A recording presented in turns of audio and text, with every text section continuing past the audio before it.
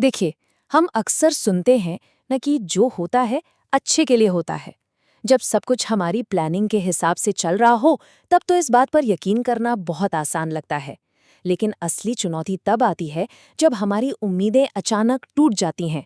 जब ये भ्रम टूट जाता है कि सब कुछ हमारे कंट्रोल में है और चारों तरफ सिर्फ एक अराजकता, एक शोर नजर आता है।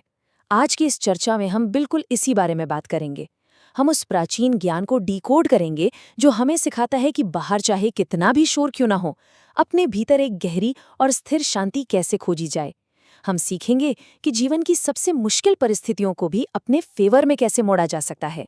तो चलिए, बिना किसी देरी के इसमें गहराई से उतरते हैं। हमारी आज की इस चर्चा की रूपरेखा कुछ इस तरह होगी।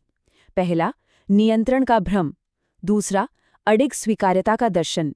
तीसरा, आंतरिक शांति के लिए हमारी दैनिक दिनचर्या। चौथा, अपनी निराशा को एक कंस्ट्रक्टिव काम में बदलना। पांचवा, शाम का आत्मचिंतन और वीकली जर्नलिंग। और आखिर में, एक स्थायी आंतरिक शक्ति का निर्माण करना। तो शुरुआत करते हैं हमारे पहले हिस्से से, जो है नियंत्रण का भ्रम, यानी जब जीवन हमारी तय की गई स्क्रिप्ट से पूरी तरह भटक जाए। हमारा मन अक्सर ये मानकर चलता है कि बाहरी चीजों पर हमारा पूरा कंट्रोल है, लेकिन सच तो यह है कि हमारे सच्चे विश्वास की परीक्षा तब नहीं होती जब हमें लगातार सफलता मिल रही होती है। असली टेस्ट तो उस तूफान में होता है जब हमारी इच्छाएं पूरी नहीं होती और वो रास्ते अचानक बंद हो जाते हैं जिन पर हमने सबसे ज्यादा भरोसा किया था। सफलता हमें एक तरह के आराम में डाल सकती है, ये हमारे अहंकार को बढ़ा सकती है, लेकिन ये असफलता ही है जो असल में हमारे भीतर एक गहराई लाती है, हमारी आत्मा को जगाती है। जब लाइफ हमारी प्लानिंग से अलग जाती है तो वो कोई अंत नहीं होता, बल्कि वो हमारी दिशा बदलने का एक बहुत जरूरी समय होता है। जब एक रास्ता बंद होता है तो असल में जीवन हमें जगा रहा होता है। ये बाहरी रुकावटें सच में हमारी अंदरूनी ताकत को निखारने का एक बेहतरीन मौका होती हैं। अब आगे बढ़ते हैं हमारे दूसरे सिद्धांत की ओर, अडिग स्वीकार्यता का दर्शन, यानी अमोर फाटी। जीवन को ठीक वैसा ही स्वीकार करना जैसा वो है। जीवन को अपना दुश्मन माने बिना उसे पूरी तरह से स्वीकार करना। देखिए, हमें दुख इसलिए नहीं होता कि जीवन गलत है, बल्कि इसलिए होता है क्योंकि हमारी अपनी कल्पनाएं और उम्मीदें टूट जाती हैं। अगर हम परिस्थितियों का विरोध करने में ही अपनी सारी एनर्जी लगा देंगे तो हम बस थक जाएंगे। इसके बजाय उन्हें स्वीकार करने से हमारे भीतर एक बिल्कुल नई शक्ति का जन्म होता है। जरा एक तीर और धनुष की कल्पना कीजिए, कितना शक्तिशाली रूपक है ना ये।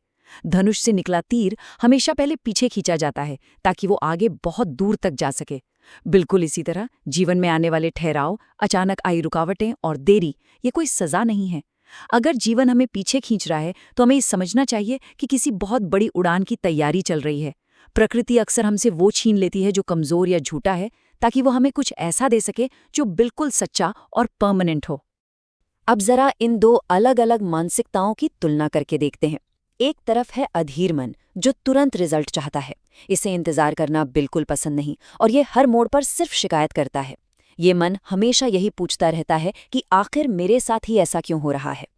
वहीं दूसरी तरफ है एक दार्शनिक या धैर्यवान मन, जो ये अच्छे से समझता है कि हर घटना अपने आप में एक शिक्षक है। ये मन पूछता है, ये स्थिति मुझे आखिर क्या सिखा रही है। अपना आंतरिक संवाद, अपना इंटरनल डायलॉग इस तरह से बदलने से किसी भी सेटबैक या असफलता को देखने का पूरा नजरिया ही बदल जाता है। अधीर मानसिकता सिर्फ और सिर्फ फल पर फोकस करती है, जबकि धैर्यवान मानसिकता अपनी जड़ों को मजबूत बनाने पर काम करती है।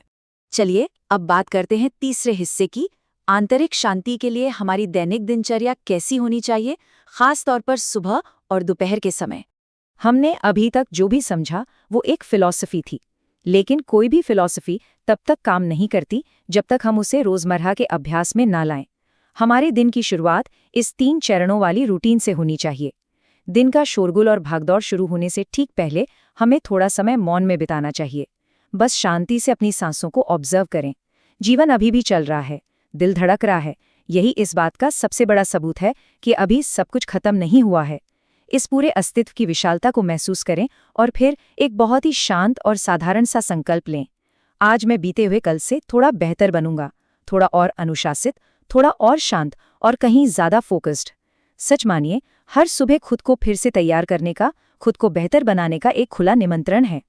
और फिर जब दिन के बीच में काम का तनाव अपने चरम पर होता है, तब ये 3 आदतें बहुत काम आती हैं।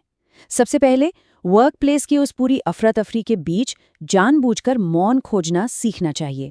दूसरा, और ये शायद सबसे ज़्यादा ज़रूरी है, कि कभी भी बाहरी परिणामों से अपने खुद के मूल्य को नहीं आंकना चाहिए। याद रखिए, अगर एक असली हीरा कीचड़ में भी गिर जाए तो भी उसकी कीमत कम नहीं होती, वो हीरा ही रहता है। उसी तरह किसी प्रोजेक्ट का फेल होना या कोई डेडलाइन मिस हो जाना हमारी असली वैल्यू को कम नहीं करता। और तीसरा, तुरंत परिणाम या इमीडिएट रिजल्ट्स की मांग को हमें छोड़ देना चाहिए। देखिए, हमारा काम सिर्फ बीज बोना है, लेकिन बारिश कब होगी ये तय करना पूरी तरह से प्रकृति का काम है। आगे बढ़ते हैं हमारे चौथे भाग की तरफ, निराशा को कार्य में बदलना, जिसे हम एक कीमियागर या एल्केमिस्ट का काम भी कह सकते हैं। और ये हमें बहुत ही शानदार तरीके से दिखाता है कि हम अपने रिएक्शंस को कैसे कंट्रोल कर सकते हैं। जब हम इन बातों को अपनी डेली रूटीन में शामिल करते हैं तो किसी भी फ्रस्ट्रेशन को एक यूजफुल काम में बदलना काफी आसान हो जाता है। हमारी एनर्जी लिमिटेड है ना? तो हमें ये तय करना होता है कि इसे सिर्फ शिकायतों में बर्बाद करना है या फिर किसी मजबूत चीज को बनाने में लगाना है। उदाहरण के लिए, जब किसी प्रोजेक्ट में देरी होती है तो एक अधीर मन तुरंत गुस्सा हो जाता है, लेकिन एक कंस्ट्रक्टिव मन उसी समय का इस्तेमाल अपनी नींव को, अपने फाउंडेशन को और ज्यादा मजबूत करने में करता है। इसी तरह जब कोई अनुचित आलोचना या अनफेयर क्रिटिसिज्म मिलता है तो डिफेंसिव होने या ईगो हर्ट कर लेने की बजाय एक शांत मन उसमें से काम की बातें और जरूरी सबक निकाल लेता है। अगर रास्ते में कोई पत्थर पड़ा है तो हमारे पास बस दो ही विकल्प होते हैं, या तो हम उससे ठोकर खाकर गिर जाएं या फिर उसी पत्थर को अपनी सीढ़ी बना लें। सवालों की दिशा बदलते ही ना हमारे जीवन की पूरी दिशा ही बदल जाती है। अगर हम खुद से ये पूछेंगे कि मैंने क्या खोया है, तो ये सवाल हमें हमेशा अतीत के दुख में जकड़े रखेगा। इसके बजाय ये पूछना कि जो कुछ भी बचा है, आखिर उससे मैं क्या नया निर्माण कर सकता हूँ, ये हमें एक जबरदस्त ताकत देता है। बिल्कुल यही वो मेंटल शिफ्ट है जो किसी भी अप्रत्याशित फेलियर या झटके को हमारे भविष्य की स्थिरता की एक मजबूत नींव में बदल देता है। अब आते हैं हमारे 5वें हिस्से पर, शाम का आत्मचिंतन और साप्ताहिक जर्नलिंग, यानी अपने मन की निगरानी करना। दिन भर के तमाम भागदौड़ और संघर्षों के बाद शाम का समय पूरी तरह से आत्मचिंतन का होना चाहिए। ऑफिस के शोर और स्ट्रेस को वहीं पीछे छोड़कर अपने मन की निगरानी करने के लिए एक इवनिंग रूटीन का होना सच में बहुत ज़रूरी है। शाम को हमेशा एक बहुत ही गहरा सवाल खुद से पूछा जाना चाहिए। थोड़ा रुकिए और इस सवाल की गहराई को महसूस कीजिए। क्या आज की कठिनाइयों ने मेरे मन को छोटा कर दिया या फिर इसकी क्षमता का विस्तार किया? हमारी बाहरी उपलब्धियां या जीत ये तय नहीं करती कि हमने कितना विकास किया है। हमारा असली विकास तब होता है जब हमारी आंतरिक क्षमता, हमारी इनर कैपेसिटी बढ़ती है। अगर आज की मुश्किलों का सामना करने से हमारी सहन शक्ति, हमारी समझ और साहस में थोड़ी सी भी वृद्धि हुई है, तो मानकर चलिए कि आज वास्तव में एक बहुत बड़ी जीत हासिल हुई है। मन की इसी निगरानी को और ज्यादा स्पष्ट करने के लिए यहाँ एक वीकली जर्नलिंग टेम्पलेट दिया गया है। रोजमर्रा की बाधाओं को अवसरों में बदलने का ये एक बेहद असरदार तरीका है। मान लीजिए कि कोई कलीग अचानक रिजाइन कर देता है। हमारी पहली प्रतिक्रिया डर या काम का बोझ बढ़ने की चिंता हो सकती है, लेकिन हमारी चुनी गई प्रतिक्रिया ये होनी चाहिए कि चलो, ये नए स्किल सीखने का एक बेहतरीन मौका है। उसी तरह अगर कोई प्रपोजल रिजेक्ट हो जाता है तो उदास होने या खुद पर शक करने की बजाय हम ये चुन सकते हैं कि जो भी फीडबैक मिला है उससे अपनी स्ट्रैटेजी को और बेहतर किया जाए। ये छोटी सी आदत हमें हमारी परिस्थितियों के प्रति बहुत ज्यादा जागरूक बना देती है।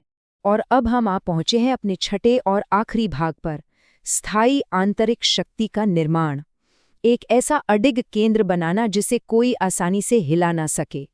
हमने अभी तक जिन भी डेली और वीकली अभ्यासों की बात की, उन सब का अंतिम लक्ष्य बस एक ही है, इस बाहरी अराजकता से दूर अपने भीतर एक गहरे मौन की स्थापना करना, एक ऐसे मन का निर्माण करना जिसे बाहर का कोई भी तूफान आसानी से हिला ना सके।